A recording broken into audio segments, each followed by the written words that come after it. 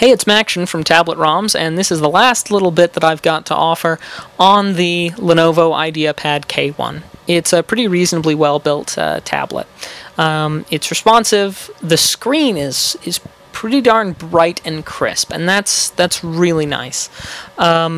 The hardware, I'm not a real big fan of that proprietary port, as I've said again, but I understand why companies decide to go with it, because they can bring the profile of the device overall down. I mean, this one, it's about, 13.3 millimeters thick, and it weighs about 750 grams.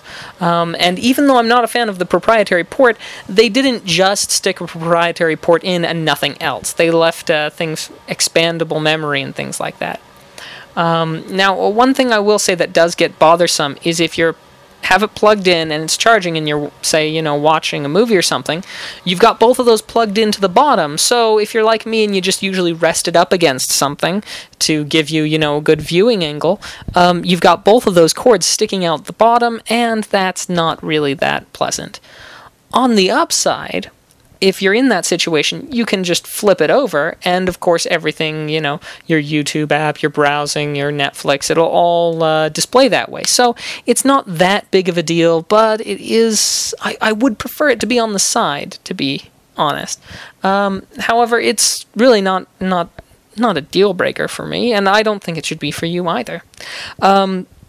To talk a little bit about the battery life, I'll usually wind up taking this to class with me. Class starts at about 10, get out at around 6 o'clock, and have it around 50% brightness while I'm looking at the books or PowerPoints or whatever the professor has in class, and do some mild web browsing. Oh yeah, I forgot to mention you can do a screenshot with the little hardware button on the side.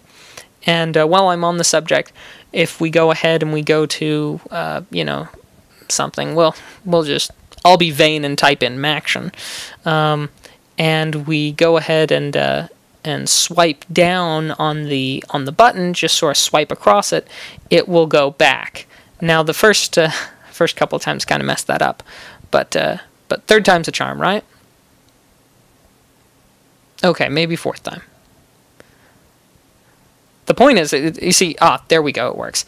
And if you swipe, and we swipe up, and it brings up the menu, and press in on it, and it'll send you to the home screen, just as if you had used the home button. And then, of course, like I said, holding it in will take a screenshot. But anyway, so I'll take it to school, do some light browsing and videos in between classes, and all in all, I wind up coming home with somewhere between the neighborhood of 30% and 40% of battery life left, which is pretty darn good and pretty useful. Now, one thing I will make a quick comment on is that it does charge significantly faster if you have the screen off when you're when you're charging it. With the screen on, it charges very, very slowly, maybe percent every 20 minutes. I'm probably exaggerating a bit, but when I was doing HD video streaming, for example, I'd have it on, background data on, 100% screen life. 45 minutes only drops at about 9%, and when doing some browsing, background data on, 30 minutes of that only drops at about 7 or 8%. So it does handle its battery life pretty well.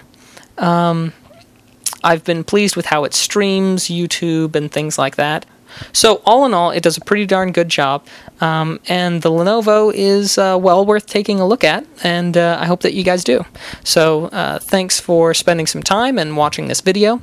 If you have anything to say or anything you'd like me to include in future videos, be sure to leave a comment, and I'll do my best. So thanks. And thanks very much to Lenovo for letting us give their tablet a look.